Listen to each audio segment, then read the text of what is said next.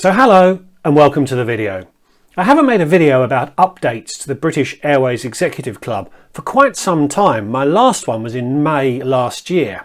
I generally make notes of significant developments when I come across them, and when I've got 6 things on that list, I usually make a video. But since that last video, I've only had 3 or 4 things that have cropped up, some of which are really quite trivial. So I've not been inspired to make a new video. But then, a couple of weeks ago, Qatar surprised a few people by announcing that they were moving their loyalty program across to the avios platform, which, as I'm sure you'll know, is the currency used by British Airways in its executive club, along with some of its sister airlines in the international airlines group, such as Iberia and Aer Lingus. And it's all quite a big deal, and it produces some excellent opportunities for people with avios to take advantage of this new relationship with Qatar.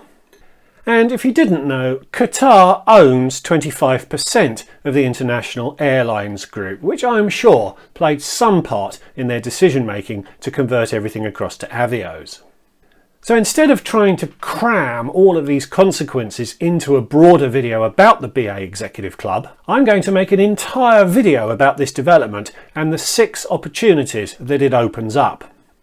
So if that sounds good, and why wouldn't it? Stick around. Hi, I'm Matt. Over the last 25 years, I've travelled a lot. I've lived in 5 countries on 4 continents. I've flown over 1.3 million miles. I've visited over 100 countries, every American state, but I'm nowhere near done. So subscribe, and perhaps you'll pick up some hacks, hints and tips to make your next trip better. So the first point is that you can now earn avios on some quite interesting airlines outside of the One World Alliance. It's quite common for airlines to have earning and spending relationships with airlines other than their alliance partners. And this is usually based on regional needs or historic entanglements. Qatar has relationships with 6 quite interesting airlines with whom, if you now fly, you will be able to earn avios. I've already taken advantage of this and added a Qatar Privilege Club number to an upcoming JetBlue booking, which means I will end up with some avios in my BA account when I've taken that flight. I'll show you how you get them into your BA account a bit later on. You won't be able to earn tier points when flying on these airlines, as you'll be earning into Qatar's scheme where tier points aren't a concept. I'll assume you want to maintain your primary status with British Airways. Rather than making Qatar your primary loyalty program, you'll just use it to hoover up some avios. And while I'm on the subject, a few other avios earning airlines have relationships with airlines that you might not expect. And you can use this little trick to earn avios when flying on those airlines as well. For example, Aer Lingus has an avios earning relationship with United, which means you can earn avios on a Star Alliance flight. This is Iberia's partner earning chart, which mostly includes One World Airlines, but it also includes LATAM again, plus Avianca, which is another Star Alliance airline. I'll give a repeat plug to wheretocredit.com, which is a great place to try and squirrel out these unusual earning opportunities. Here's a sample flight on United showing all of the usual Star Alliance earning partners, but also a few unexpected options, including Aer Lingus, as well as Azul and Vistara. Of course, you'll need to register with Qatar's Privilege Club to give yourself a membership account into which you will earn these avios, although it's very quick to register and it probably is worth the effort if you are travelling on one of these airlines. The second point is related, and it is that you can now also earn avios on other travel partners that don't have a relationship with British Airways. You can earn avios into your BA account when renting a car through Budget or Avis, which actually are the same company. This new relationship with Qatar means that you can now earn avios if you rent a car with Hertz, Europcar or Sixt, which obviously expands your opportunities. Similarly, Qatar has an earning relationship with some hotel groups that aren't already in relationships with BA, including Radisson and Shangri-La. And there's a host of other earnings opportunities through financial service partners, although they're unlikely to be of particular interest to people living outside the Middle East. So Qatar joining the avios scheme brings some very interesting new opportunities for earning avios when travelling. Point 3 is that there's been a significant widening of the avios route network, which means there are many new destinations that you can now reach spending avios. This is the current destination map for Qatar in Asia, which shows that you can now use avios to get to Cebu, Perth and Ho Chi Minh City, for example.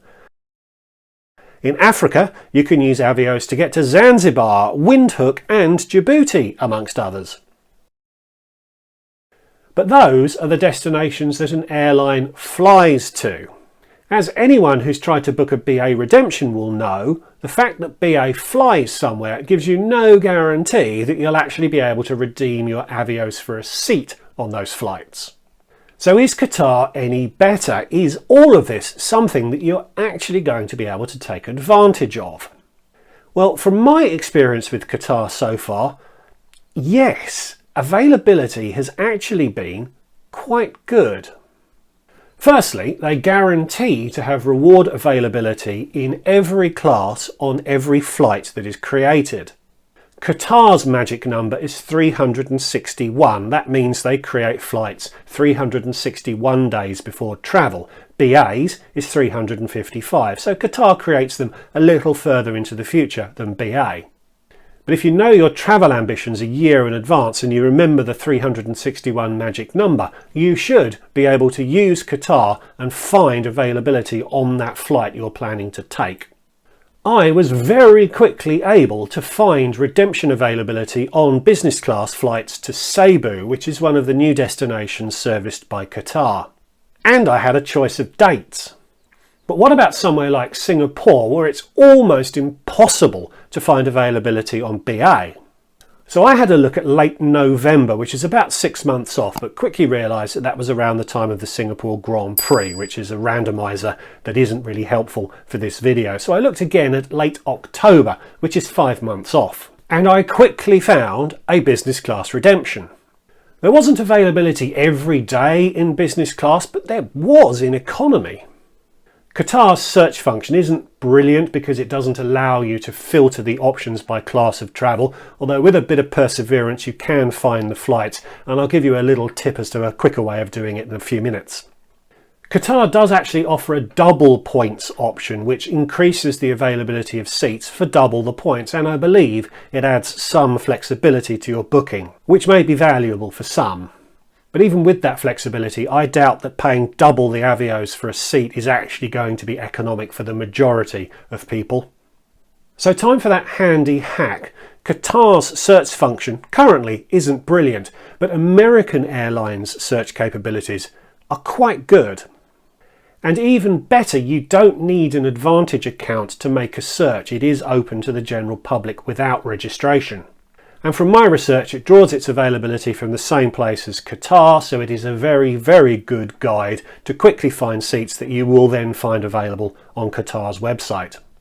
It's easiest to find these Qatar flights if you search leg by leg. If you looked from London to Singapore, American site will show you options on Malaysian, Cathay, as well as Qatar and the other One World partners. Searching in and out of Doha will almost certainly eliminate most of those partner airline options and leave you just the Qatar ones that you're looking for. And if you then find availability on 2 individual legs, go back to Qatar's website, join them together to make your booking. So you go to redeem miles and book now. So going back to our London to Singapore flights, let's look at the Doha to Singapore leg. Enter the parameters, you don't need to be too precise with the date at this point, and search. You'll get indirect options by default, but if you click calendar, you'll be able to filter the results to non-stop flights only. And as Qatar is the only One World airline that flies directly between those city pairs, you'll see there are 4 days in October with available flights. Go back to the Qatar website and those flights should be bookable there. There may be additional dates available at double the avios, but these would be the options that you want. 4 days availability in a month isn't brilliant, but it's 4 more than you're going to get on BA. And speaking of BA, you can use this American Airlines trick to quickly find availability on them as well. Point 4 flows on from this, and it's that Qatar offers pretty decent value with its redemptions. That trip to Singapore, we found, costs 150,000 avios and £563. I obviously couldn't find any availability on BA in October, but I did find some in April, and BA was charging 175,000 avios and £775. Those were off-peak dates with BA, so the avios increases to 210,000 if you travel on a peak date. Qatar's pricing is flat all year round. So Qatar is cheaper, both in terms of the avios you have to pay and the taxes and fees that they require you to pay in cash. Obviously you have to connect in Doha, which increases the duration of your flight versus a BA direct flight, but that saving is significant, and Qatar will probably have availability, so the fact that BA's flights are direct are probably a moot point. But wait, there's more! Flying with Qatar gives you a much wider range of starting options than flying with BA.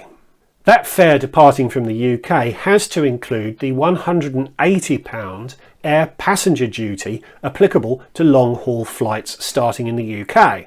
If you started your flight with Qatar in Amsterdam, for example, you don't have to pay that tax.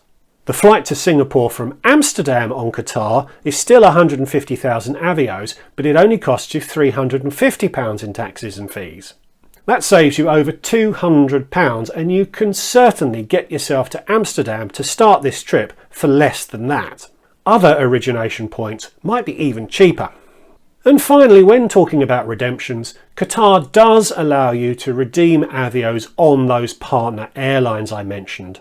It's not quite as smooth a booking process, and I couldn't see an option to book any JetBlue flights, but I was very easily able to find flights from Bangkok to Koh Samui on Bangkok Airlines, which would cost 15,000 avios. Point 5 is a very important one, although it is already very well known. Most people believe that Qatar is a far better airline to fly than British Airways, even if you do have to change planes in Doha, and particularly when flying in their Q Suites product. Many people regard this as the best business class seat in the world.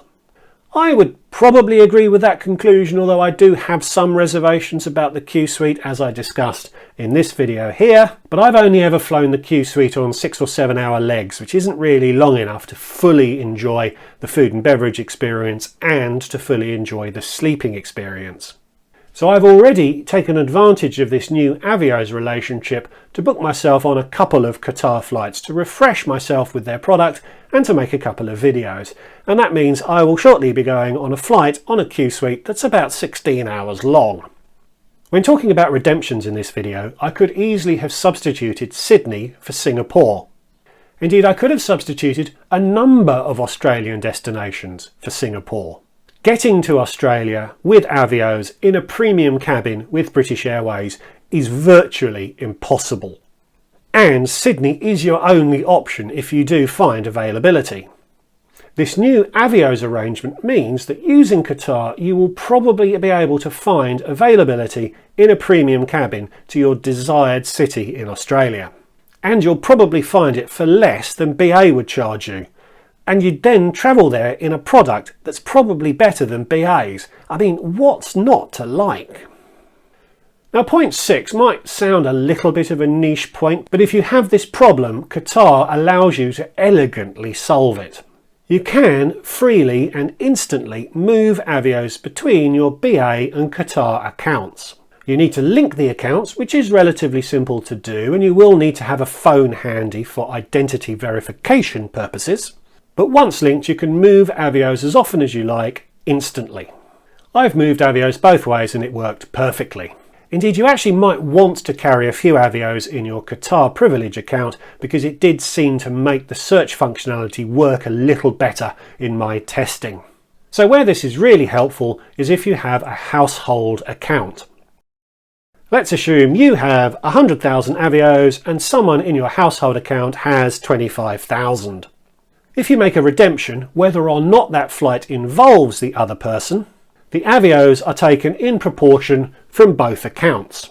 So in this example, a 50,000 avios redemption would be funded 40,000 avios from this account and 10,000 avios from this one. Having a Qatar account allows you to hide some avios to get around this sharing. So if you didn't want another member of your household account to contribute to your redemption, get them to move their entire balance to a Qatar account. You then make the redemption and all of the avios is going to be deducted from your account because there's none left over here. You might want to clean out a balance from a household member's account if, for example, that person died. Sorry to be morbid, but the terms and conditions of the BA account mean that those avios technically die with you, although in reality they'll just sit there. So if you move some of your avios out to a Qatar account, leaving just enough across the household accounts to fund the redemption you're planning, when that redemption goes through, both accounts will be brought down to zero. You can then bring your balance back from Qatar, leaving you with the only avios balance in the household account. As I say, this won't be relevant to everyone, but if you have this particular problem, it's a very elegant way of solving it. So there are 6 really positive consequences of Qatar joining the Avio scheme. There's actually probably more than that, but I've just focused on these for this video. I've already taken advantage of 2 of these benefits, and I am pretty sure that quite a lot of you watching this would similarly be able to take some advantage of this.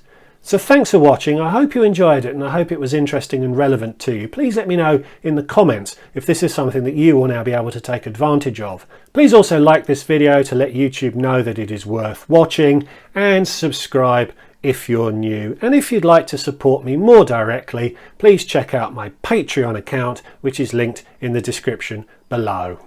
So thanks for watching, and I'll see you all in the next one. Goodbye.